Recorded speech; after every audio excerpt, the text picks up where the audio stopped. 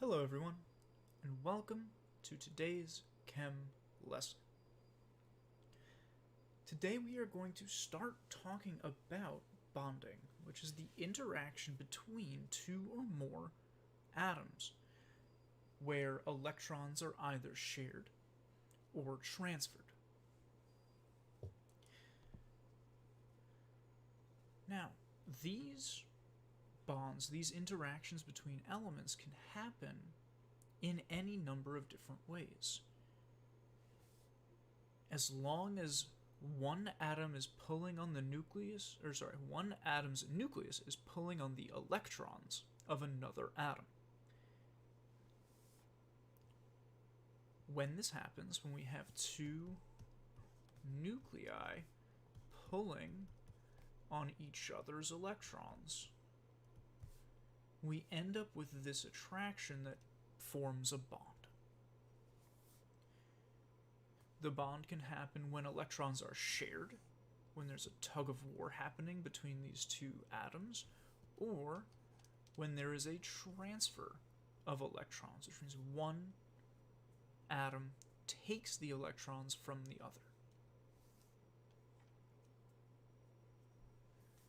Ionic, covalent, and metallic bonding are all different types of bonds which focus on a transferring or sharing of electrons. We're going to end up talking about each one of these in turn using examples and math and all sorts of other diagrams and stuff. But in order to determine what kind of bond we will have, we need to look at something called the electronegativity difference. Now, electronegativity is a word that should be familiar to us. We just talked about it in our last unit, and we defined electronegativity as the pull of an atom on the electrons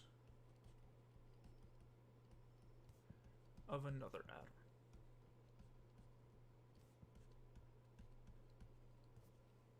Right. How hard will an atom pull in order to get new electrons?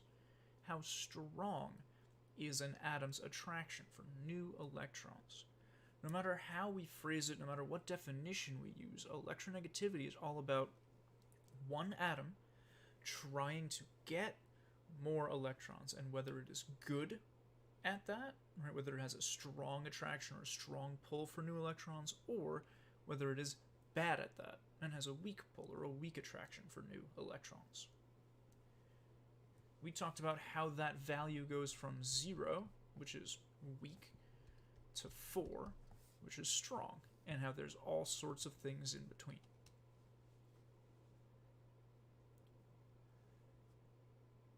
So when we expand on this idea of electronegativity by talking about the electronegativity difference, we're looking at a comparison between multiple different atoms. Right? Taking something like fluorine and comparing it to lithium, or something like oxygen and comparing it to hydrogen, and looking at the difference in these electronegativities, because that will give us a clue, a hint as to how these two things will interact.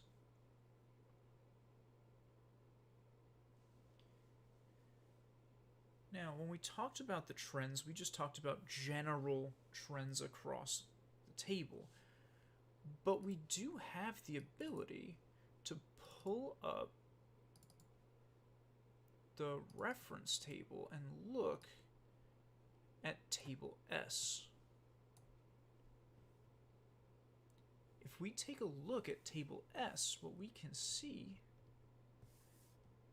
is this lovely little diagram, right? This chart, this table, and it goes for 2 whole pages. It's got a lot of numbers on there, but they're all things that we now have spoken about.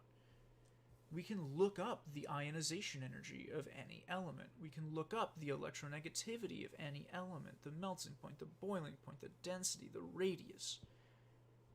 Right? Some things we talked about a long time ago, and some things we just talked about recently.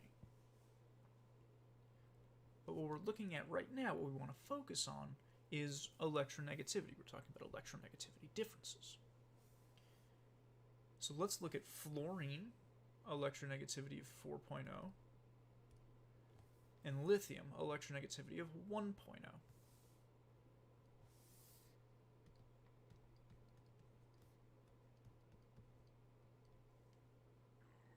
When we do the electronegativity difference, when we look at that difference, we're going to take the higher one, or the smaller one from the higher one, right? Take the little from the big, to get an electronegativity difference of 3.0.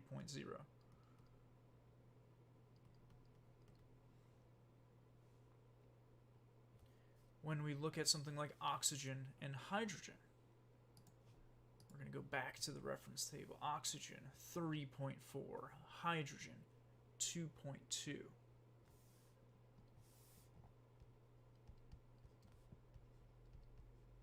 We're going to get a difference, an electronegativity difference of 1.2. And these electronegativity differences are going to help us figure out what's going to happen when fluorine and lithium come together. What's going to happen when oxygen and hydrogen come together.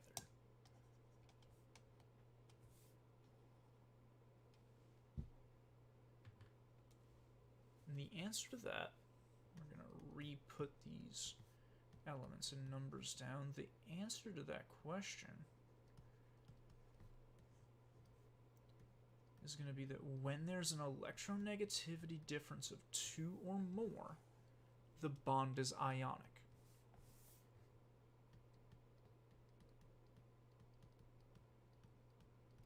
An ionic bond indicates or is defined as a bond where electrons are transferred.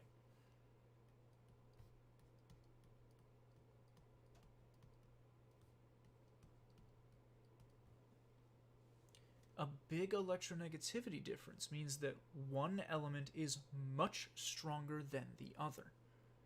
In this case, fluorine is much stronger than lithium, so much stronger that when fluorine pulls on lithium and lithium pulls on fluorine, fluorine is so strong that it can just take electrons away from lithium. There's such a big difference in strength here that the electron just gets taken away from lithium and becomes one of fluorine's electrons. On the other hand, the other two things we looked at, oxygen and hydrogen, our 3.4 versus our 2.2, gives us an electronegativity difference of 1.2. An electronegativity difference less than 2 means we have a covalent bond.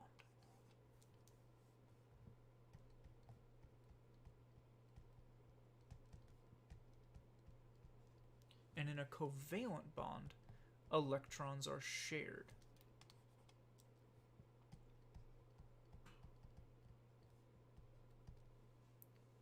What this means, if we look at these differences in strength, it basically means that oxygen and hydrogen are having a tug of war for each other's electrons. Oxygen is pulling on hydrogen's electrons. Hydrogen is pulling on oxygen's electrons.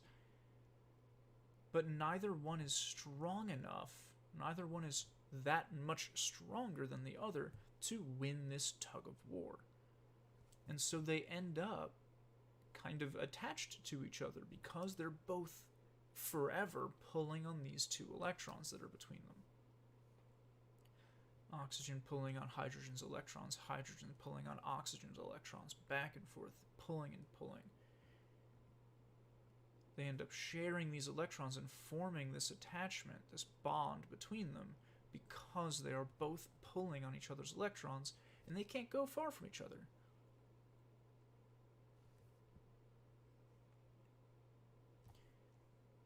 We're going to spend time looking in depth at ionic bonding, covalent bonding, and also metallic bonding, which I'm going to leave purposefully vague for now. Right, we will come back to have that discussion